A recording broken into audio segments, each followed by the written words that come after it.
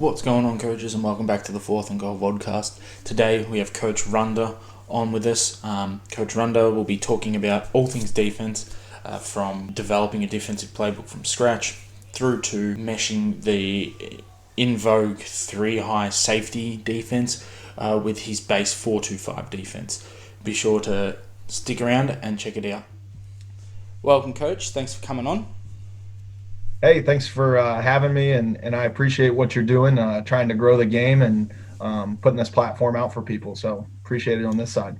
No, thank you. It's always difficult getting coaches over with the time difference. So I appreciate you giving up your time and coming on and having a chat.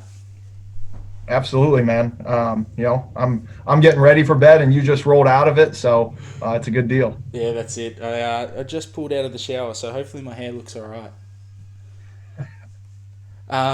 So for our viewers at home, let's give them a rundown of your background and how you came to be to where you are today. Yeah. So I got the opportunity to play small college football at Bluffton University, which is a Division III school, Northwest Ohio area. Was lucky enough that it was only 20 minutes from where I grew up, and so went there for 4 years. When they say you can make college as far away as you like, I felt like I did that. Once I got on campus, it felt like I really just never went home. And upon graduation, knew that I wanted to get into coaching. The head coach that I played for had a huge impact on me while I was there, and so as any young coach trying to get into this profession is probably one of the hardest things, is just getting somebody to give you an opportunity. And so I, just like any other person that wants to get into it, I applied to, who knows, 100 schools or so, and got one interview, and it was in prep school in Massachusetts, an hour outside of Boston. So graduated on a Sunday, got in the car, drove 13 hours to Great Barrington, Massachusetts, which is in the middle of nowhere. Had the interview, and literally when I finished up, the head coach of the program said, well, if you're willing to drive 13 hours out here, we'll give you the job. And so one day after graduation, I had a coaching job. I drove back the following day, and with all intentions, planned to go out there that fall for that opportunity. And as it's, time would have it, 3 days before I got ready to move out there, my alma mater had a graduate assistant position open up. And so rather than driving 13 hours back out to Great Barrington, Massachusetts, I got the opportunity to stay at Bluffton and be a graduate assistant and really get my feet wet into coaching. It was actually under a different head coach than who I had played for, which was a unique opportunity. And so got to learn a different process than what I was used to at the same place. And from there, after I graduated, and coached for 2 years, got an intern position at Ohio Wesleyan, which is a small Division III school just north of Columbus, Ohio, and went there and did the intern thing for a year.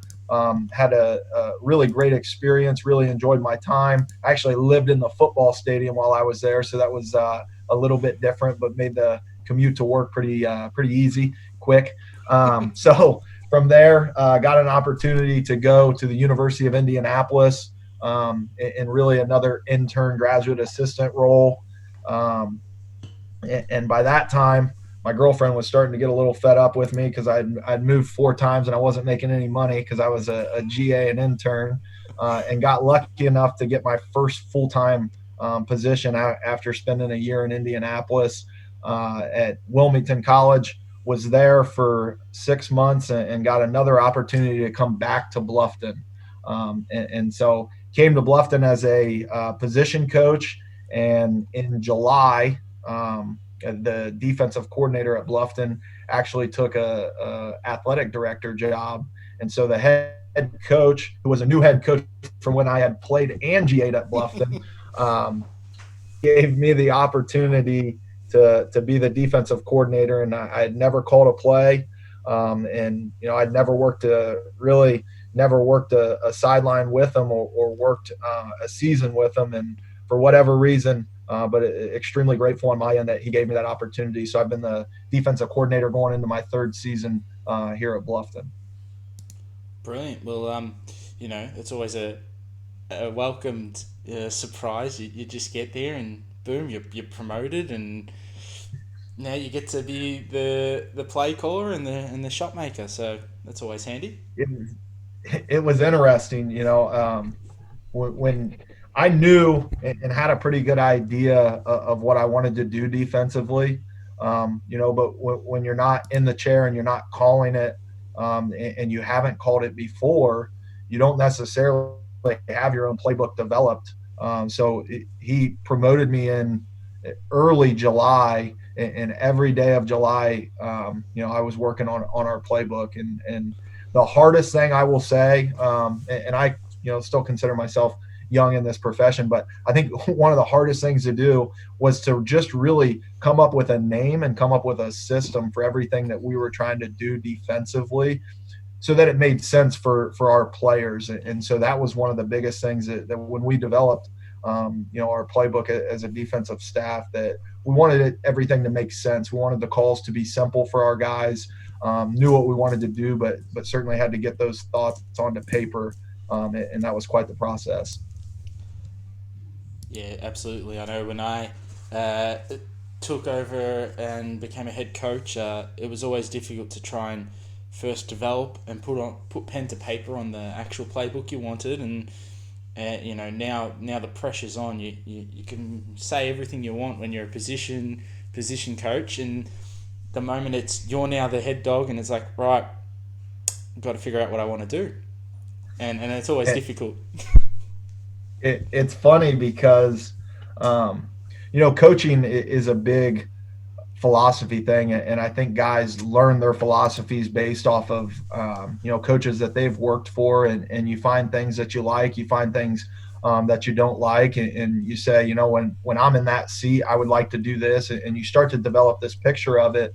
And when I left Bluffton as a graduate assistant, I was a big pressure guy, because that's what we had done. We had, we were a 4-3, fairly multiple, got into some 3-4, and we blitzed a lot and played cover 3, played cover 1. And so I went to Ohio Wesleyan, and that was all I knew. And at Wesleyan, they were a mix of the two, where there was some 4-2-5 stuff, and coach there would pressure, but would also play some base defense. And then I get to UIndy, and we didn't blitz at all. It was strictly cover 2.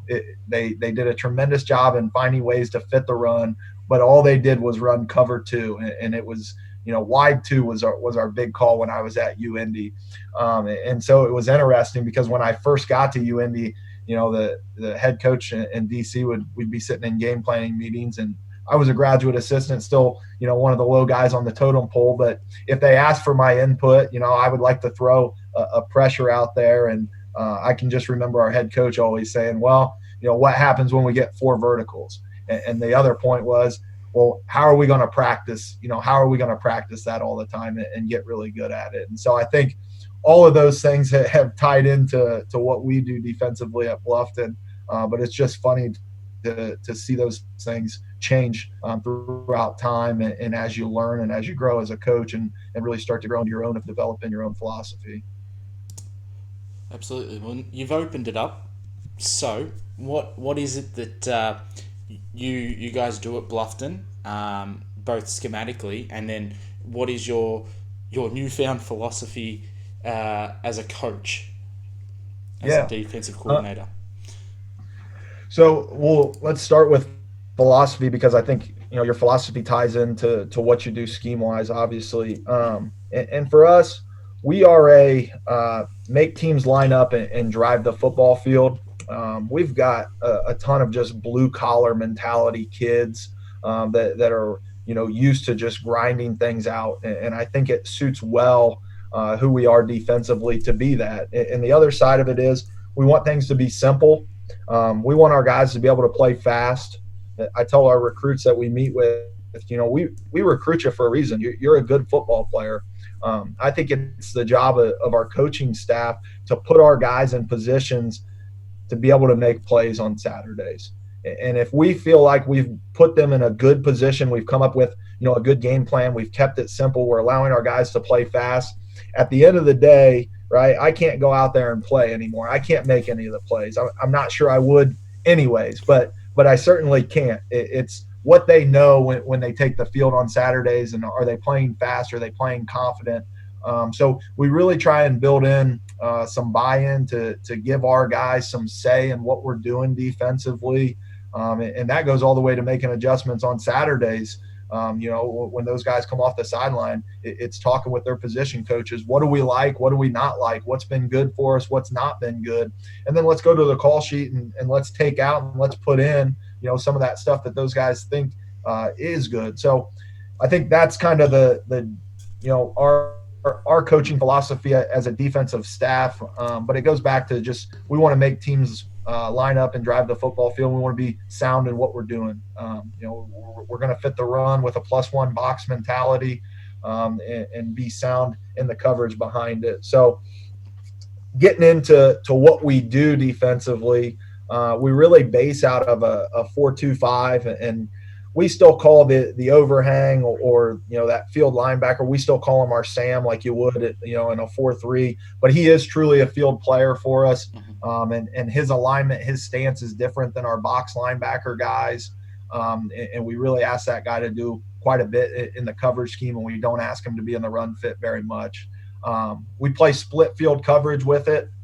So we're a cover 4, cover 2 team, depending on really the alignment of our safeties. And I think that's where you start to tie in the scheme to the philosophy of giving our guys the ability to put themselves in positions to, 1, be successful, but 2, to have confidence in what they're doing, because our safeties will actually call the coverage to their half of the football field. And it's really based off of their alignment to the number 2 receiver and what coverage they're comfortable playing from that alignment.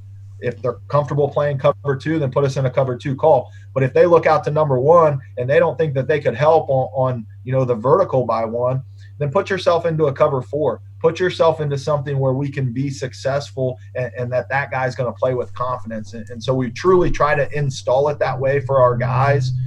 And we want them to understand that when we take the football field, what our number 1 strong field safety, or our what we call our strong safety, our field safety, what he calls to a certain formation might not be what our number 3 guy calls to that same formation. And that's okay, as long as the guys that he's working with on his half of the football field know the coverage call.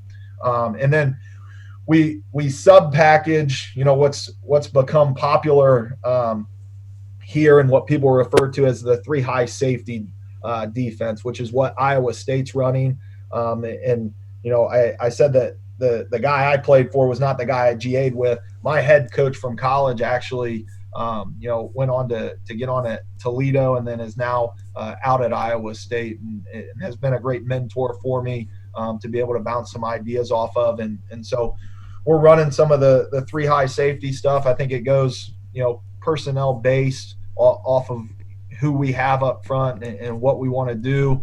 The first year we were a 60-40 split. We played 60% of our snaps in the 4-2-5, 40% in the 3 high. And then this past year we were more of a 50-50 split, where we were playing 50% of our snaps in the 3 high. And I think it's created something unique for us, because we really try and keep it simple. We try and tie as much of our 4-2-5 into our 3 high safety defense as we can.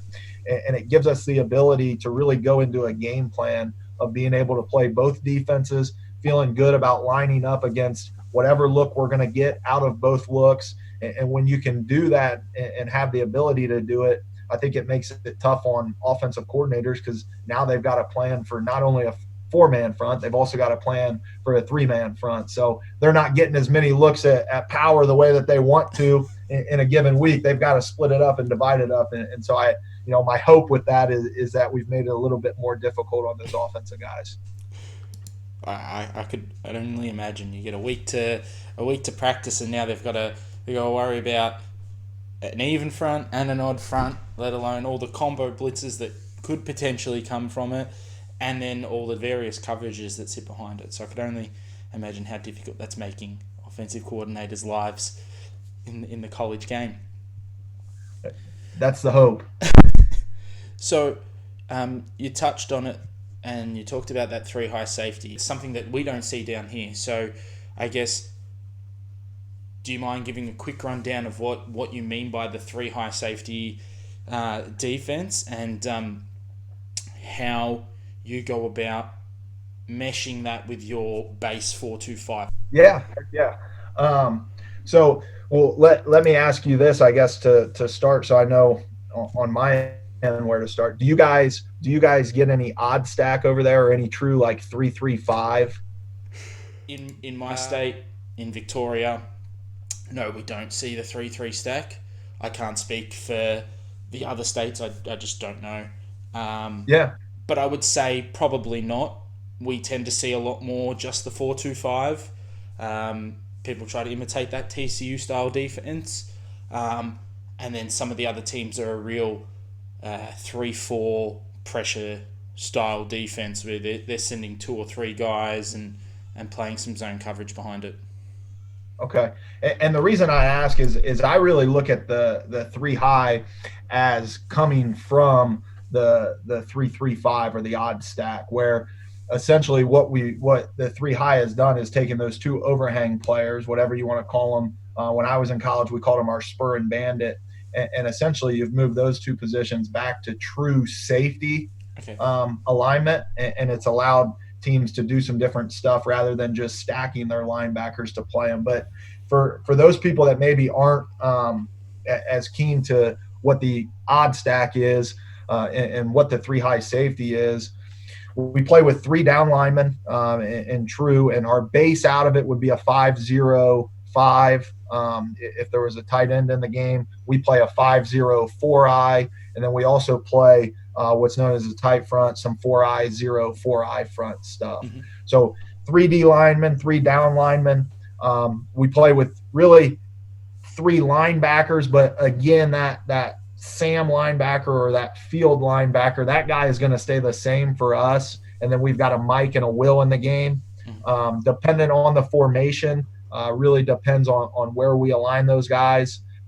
We'll get into some 3-1 box where we've just got the three down linemen and we've got the Mike linebacker in the box, which maybe we could pull up. I know we talked about maybe showing some tape. We could pull some of that up, where we apex those two linebackers on the outside.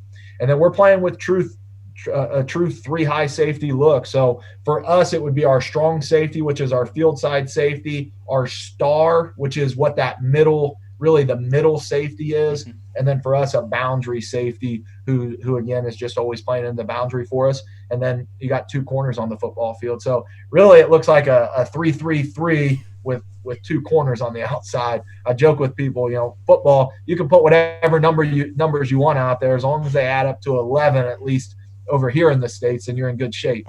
So that's kind of the basis of what the three high would look like.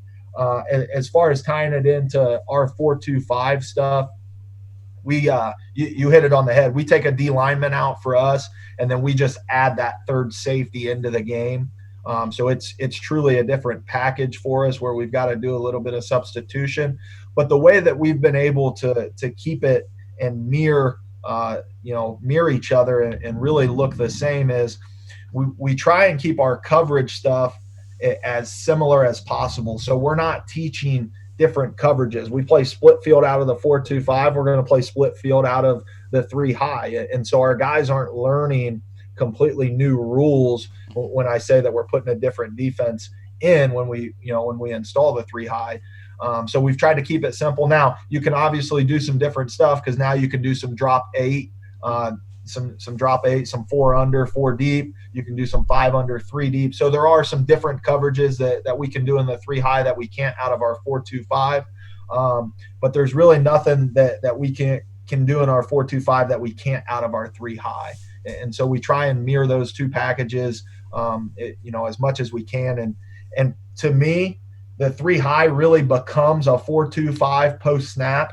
Whoever gets the run action, essentially that linebacker is becoming your three technique to the run action side. That star is essentially replacing, a linebacker in the box. So post snap, we're still getting really a 4-2 box. It's just happening post snap rather than pre snap. So I would say that's a little bit in how we tie those two together. Brilliant. Well, you spoke about the various coverages. Are you a zone match, man match, or do you just drop into areas and landmarks? Yeah, we're more of a truly a man match team. I think one of the things our DBs coach does a great job of is really teaching route concepts. So, I say that we play cover 2 and cover 4, but those coverages vary dependent, week by week in what we're getting. And so we're able, because we keep it so simple in the back end, we're able to change some of the things that we're doing with our safeties or with our corners to be able to help us out to some different routes that we're getting from a so-called team. And again, that all goes into game planning and trying to get reps for our guys in practice and getting their eyes on those route concepts as much as possible so that they've got a great feel for when we go out on Saturday. Hey, if number 2 does this and I look out to 1, I'm probably getting this route concept. And so trying to do some of that stuff, trying to, steal the backside safety on post and get him underneath of it and just some different things that on a week by week we can do with those guys. Brilliant. So how you talked about having to develop your system once you surprisingly became the defensive coordinator. How did you go about developing this system and putting pen to paper and creating the language and the terminology surrounding it? That's a great question. I literally started. We don't have Visio, and I don't know if you're familiar with Visio or not. We don't have Visio right now. We've got PowerPoint. So I opened up a blank PowerPoint. At the time, it was 2018, so I titled it Bluffton University Defense 2018 and started from scratch. And I really wanted it to be, I don't want to say mine because that sounds selfish. I wanted it to be ours here at Bluffton. And so, there were ideas and concepts that I knew going in I wanted to use. And I had playbooks from other schools that I had coached at and certainly pulled from some of that stuff. But really started on, the first page, the cover page, and went from there and started to build all of the communication first. What was it going to look like when an offense lined up? What were we going to look like? And so for us, our Mike linebacker sets the field for us so that the Sam knows and the strong safety knows what side of the field they're going to. And then our Will linebacker always sets our front for us. And so it just started with how are we going to communicate that and getting those thoughts onto paper so that we knew from there. To me, it's important because we're a big personnel-based team on offensively, what personnel are we playing? That's going to, dictate what we're going to be in and what we're doing. So we had to name all of the formations that we were going to see from an offense and come up with a naming system for those, which actually I took from the University of Indianapolis because it was difficult for me. I learned it. I took the time to learn it, and so I didn't want to change it, in all honesty, for our formation. So, and they do make a lot of sense once you learn the system. But I know our GAs that come in hate it because it's different than what they've known or what they've come to understand. So naming all of those, naming the backfield sets, and then getting into saying, did we want to be an overfront? Do we want to be an underfront in our base? And how did we want to set that? What were our base alignment and base rules going to look like? And so for us, use mascots for our fronts. And so I wanted those mascots, again, to mesh up with making sense to our guys. So not to give too much away, but Husker, all right, the Nebraska Corn Huskers, you think of corn fields, just means we're going to set the front to the field. And so I wanted our freshmen to be able to come in and feel like they weren't, swimming because they just couldn't pick up what was in the playbook. So we built it off of mascots for all of our fronts. And the nice thing about us is because we're simple, we don't have those big long calls. And I'm not here to say that big long calls are right or wrong. I'm indifferent to it. Again, coaching goes back to what you've learned and what your philosophy is. There's no right or wrong, right? Can your guys do it? Do they do it at a high level, or are you able to coach it? For us, we want to keep it simple. So those mascots really match up with all of our fronts. We do some D-line stunts because we're not a big blitz team. But again, with our stunt game, we try and make those things fairly simple for our guys up front and naming those to create simplicity with it. The nice part is we don't have to attach a coverage to our call unless we want to, because our safeties are making our coverage calls. We check different formations. 3-by-1 is a big one for us that we'll go into the game plan of having an idea of what we want to do coverage wise to 3-by-1. So the longest winded call that we would have would maybe have 3 words in it, but I could call Husker, and Husker would set our front.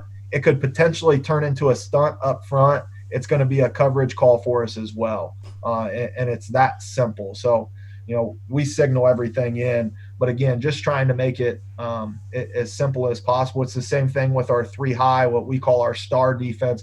I can call star, and star can be 3 different fronts depending on what the formation is, but it's only going to change if the defensive line hears a call from, again, the will linebacker who's setting that front. So trying to make it simple, trying to make it easy, trying to tie all of those things again so that the language works for our 4-2-5 stuff, and really the same language works for our 3 high safety stuff. So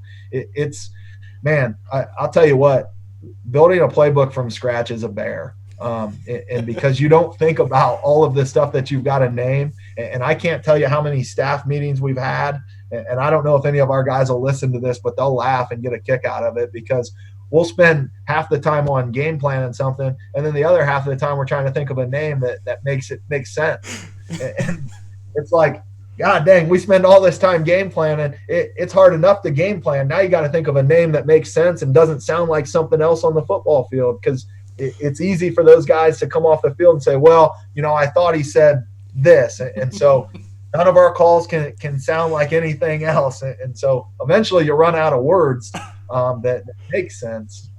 And so we've been fortunate. We haven't ran into that issue yet, but we've had many of meetings where we've sat and hashed out just the play call and what we're going to call something. Yes, it's always difficult. People have mouth guards in and they're saying one thing and it gets all muffled up, and the defensive lineman's got his helmet in and he can't hear, and he goes the wrong way and people start yelling and screaming. So you spoke about how you have certain players, your safeties and your linebackers, calling different facets on the field of your call and your coverage. What are some things that you guys do to help them and to teach them those certain things and to really make them confident in making those decisions and calls? Yeah. Good question again. For us, I think one of the biggest benefits is the way that we start practice. So if we start at 4:00, we have a 10-minute period at the beginning that's called Little Things, where we line all of our defensive guys up on the goal line. We put trash cans in a formation out at the 20-yard line, and then we put another set of cones at the 40-yard line. And so I'll go up to the goal line. I'll call the first group of defense up. They've got to toe the line up. I give them the call. So in this instance, let's say Husker, right? And then I blow my whistle. And they know they can't cross that line until the whistle is blown. But as soon as the whistle is blown, they better get onto the football field, get into their alignments, align to the formation, and then everybody is communicating. And we really make sure that those guys are communicating and they know what they're looking at. So when they jog out there, right, you've got the Mike that's setting the field loud and clear. The Sam now knows where to go. The Will is setting the front, based off of whatever the rules are, depending on what the call may be. The safeties are aligning, getting their alignments, and they're making their calls. And then we get into a good football position. One of our coaches has a snap stick. He runs the snap stick. We go off of a cadence, and then we work our footwork off of the call. And then after that, they sprint through the trash cans and they go to the 40-yard line. We call the twos up to the goal line. I give them a call, sometimes the same, sometimes different. And then they sprint out and they do the exact same thing. And so we're getting a bunch of reps pre-practice. And when those guys all go through and get to the 40-yard line, well, now it's the same thing, but now we'll change the formation. So it's a different formation, and now maybe we give them a different call. We'll throw motions in with that. We'll throw some trades in with it. It's all dependent on what we're going to see that week. But I think it's a way to steal and get some cheap reps at the beginning of practice and really make sure our guys are communicating. And if it's not to our liking, if somebody doesn't communicate loud enough, maybe we jump off sides, we send them all back and we start over until we get it right. Do it right, do it light, I believe is the old coaching saying. No, that's it, absolutely. So then, you've been a player, and then you've come up through the years. What are some of the challenges or difficulties you've seen that are very unique to this day and age, and how they might be different 10 years ago while coaching defense, I should say? First off, I'm not that old yet, so I haven't been coaching for 10 years. But even as a player, you surely. Yeah, that's true. I was going to take that as a compliment, but I think one of the things, and to me is, and I don't want to make this sound bad because I think it's really a good thing, and so I don't know, but it has been probably a challenge for some coaches is. However you want to put it, I think today's day and age of kids or young people, for us, prospective student athletes, I think they're more educated than ever, because education is just, it's at the palm of your hand 24/7, right? Like when I was growing up, I did have dial-up internet, so I went through that experience, right, where you had to yell down the hallway and ask your mom if she was expecting a phone call in the next hour or not, just so you could hop on the internet and be able to search something. So you probably remember those good old days, man. Oh, yes. That was always fun. AOL so many hours of free internet. So, and then I hear coaches talking about like cutting tape, and I'm like, man, I'm really not that old into it. I've always at least had Huddle, which has been nice. But I think one of the things is with kids being so educated like they are, and it's the Twitter effect. It really is. We've got news at the palm of your hand all of the time. There's so much football content out there, and you cannot BS kids. And not saying that anybody would, but you can't. Like, you better come to practice prepared, know what you're talking about. And as a coach nowadays, you better be able to coach the why. It's not just you go out there, you blow your whistle and tell them to do something and they do it. Today's generation, they want to know, why am I doing this? How is it going to make me better? How am I going to, reach my goals doing what you're asking me to do? And so I think that's one of the unique parts and probably one of the challenges that I've seen from 10 years. When I was a player, I would have never asked our coach why. But to be honest, as a coach now, I ask our guys to challenge me, and I ask them to ask me the why on stuff. If I'm not coaching it well enough that they don't know the why of it, then ask me to ask it, and ask me to teach it, because I want them to understand why we're doing something, because I think at the end of the day, it's going to make them a better football player. It's going to give them more buy-in to what you're coaching, to what you're teaching, if you have that ability to do it. And so one of the off-season projects that we're working on right now as a defensive staff, and we just started this the other day, was for all of our positional drills, we're putting together slides and film of what the drill is, what it's called, what it helps with. So does it help with block destruction? Does it help with coverage?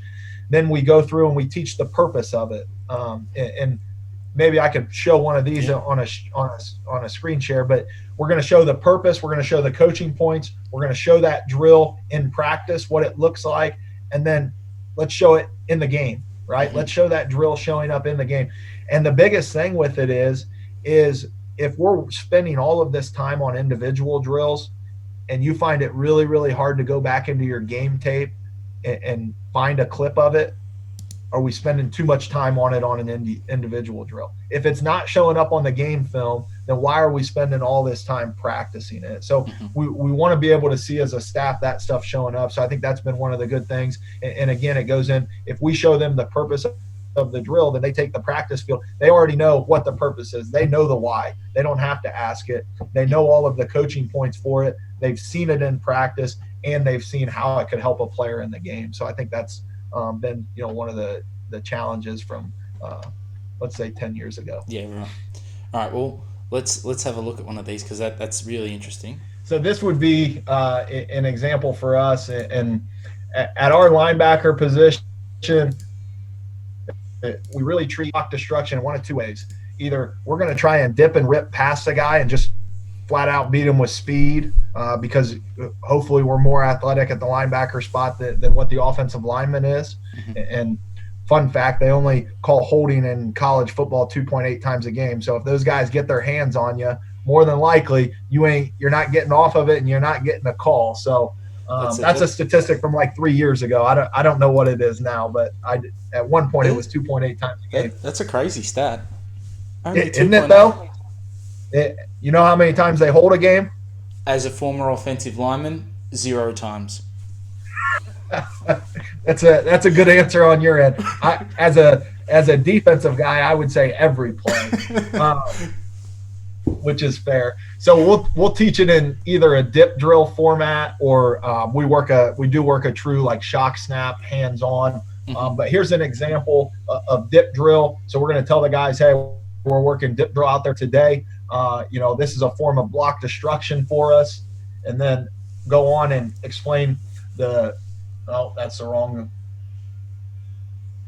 I got to change that title. All right. But we would teach them the purpose. So it would be to teach linebackers to dip and rip to win with speed and space. And then the coaching points of it are going to be dip the near shoulder to the block you are trying to defeat. Right. We work a same arm, same foot concept. So as I dip with my right arm, I should step with my right foot. We tell those guys to get skinny, and then we want to get back to square and obviously make the play at the end of it. So what's our why? What's our purpose of doing this drill? And then coaching them through a couple of coaching points and being able to do all of this stuff before we get out onto the practice field. So we do it like this. We'll put all the guys in a line. And the reason I do it this way is just because it keeps everybody involved. So everybody is active in it. You don't have anybody just standing in line. So we'll start the guy here, and we try and purposely do it on a yard line so that they have a landmark to get themselves back to square on this rip drill. So they're just going to work through, rip, same arm, same foot concept, come back to square on a man, same arm, same foot. And then everybody's going to bump up one. The guy that was first in line is now going to be the guy that's working through to dip. And those guys are going to go to the back of the line. We can get everybody through. We can get a bunch of reps on it. And this look here, they're getting 4 reps at it. And then depending on how much time we have in that period, be how many looks they're going to get through it. And then you're going to see 19 here. He's going to work this dip drill in the game. That offensive tackle comes down on him. So offensive tackle comes down. But here in this picture, he's got the B gap. He's already, beat this guy with speed. Now we just got to dip. So here he dips. The offensive lineman thinks that he's going to engage him. Because of that, this guy's lunging. He's out on his front foot. So we get a good dip drill here. Right there, gets himself back to square just like he did in the drill tape. And then you'd love to see him play a little bit flatter here and really make that play. So for us, it's just coaching through those coaching points of being able to do that. Then we've got motor down drill. So this is a coverage deal for us. And so in our motor down drill, the purpose to teach linebackers to key the hip in a one-on-one coverage scenario. We don't play a lot of man here, but depending on, like, our Mike linebacker could be a 3 vertical carry, which happens at times. So coaching points for this: eyes to the receiver's hip.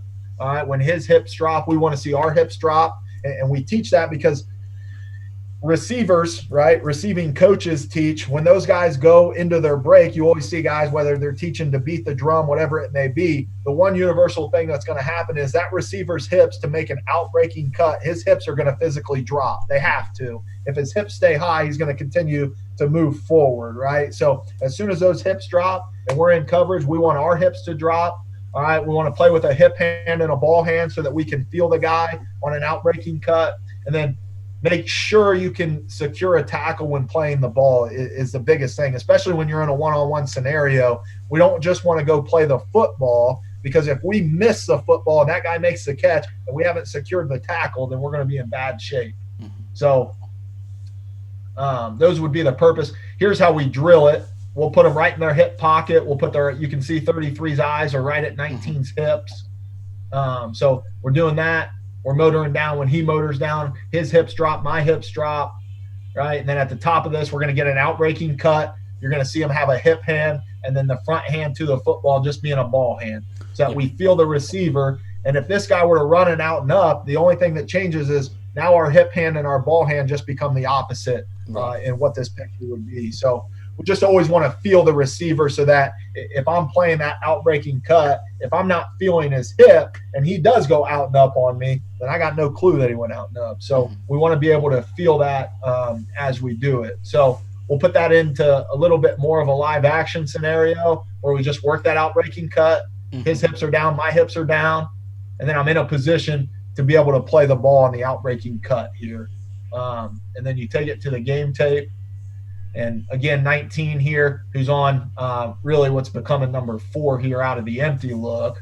But you'll see number 4 here motors down.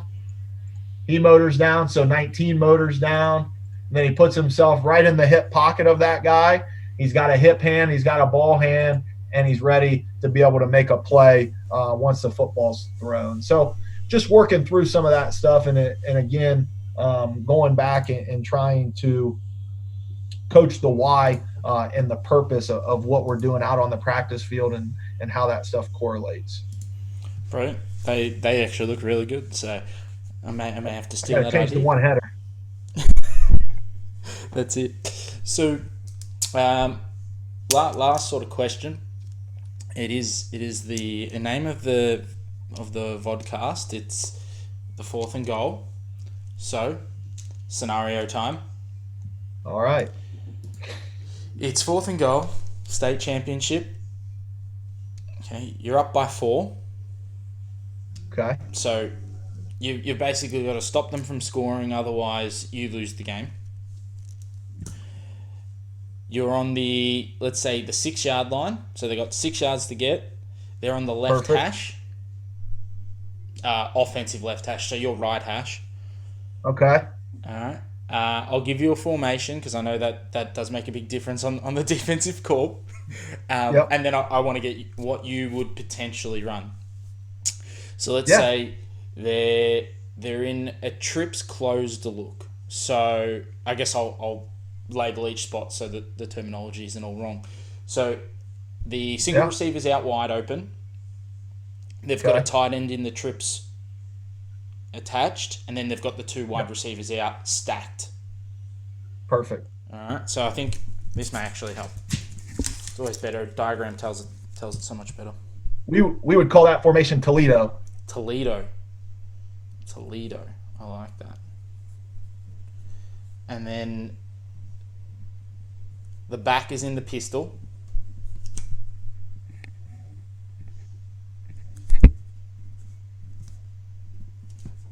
Now let's see if people can see that. Can you see that? I can't. Okay, let's. I know what formation you're talking about. There we go. Something like that. All right, and you've got the 2 receivers stacked. Yeah. All right. Because they're in the goal line, so they're probably going to run some sort of pick rub concept. So they're stacked already by alignment. Correct. For us, in that look, I would like our 3 high look. We would more than likely out of the 3 high in that scenario. A lot of times we're going to check But another coverage that we could play down there would just be a 4 under, 4 deep concept, which in the red zone almost becomes a picket fence deal. So for us, we would be in the 3 high safety deal, and more than likely be in a pressed quarters look and bailing to a 4 underneath, 4 over the top drop. So we're dropping 8 in that scenario, playing 5-0-5 up front. Okay, lovely. It's Yeah. it covers any passing concept, I'd say. Yeah, and on fourth and goal from the 6, you're expecting some type of pass from the stack look. You're gonna get some sort of in break, some sort of in cut route, some sort of out cut route. So in that scenario, hopefully we're in the window of it and can make a play in the situation. Yes. Well, Yeah, thank you again for jumping on and giving up your time. It was really insightful. And definitely got the brain ticking with that three high safety look and how you bring it all together. So appreciate that. yeah, I appreciate you. I appreciate you reaching out to me, and again appreciate what you're doing and growing the game over there and across the pond, as people would say, and continuing to share some knowledge and some different ideas. And I was, earlier I was listening to one of your vodcasts as well. So you've had some good speakers on here and getting some good stuff from it. So again, just appreciate the platform and all of the work that you're doing, and putting the time into it, which from my seat at least, I really do appreciate. If anybody has any questions or wants to reach me, they feel free to follow me on Twitter at Runda, Runda, the ball, which Runda's my last name. So feel free. I've had some coaches reach out to me just because of the 3 high safety stuff. So we're an open book. I'm always willing to share film, share ideas, and grow the game as much as possible. I think that's one of the, if you could say there's a positive to everything that has gone on with the COVID-19. Football coaches have found a way to respond, adapt to, and we always say adapt to and overcome in the situation. So that's been neat to see all of these different coaches connecting on different platforms. So I would just say feel free to reach out to me, and always willing to answer questions and talk some ball.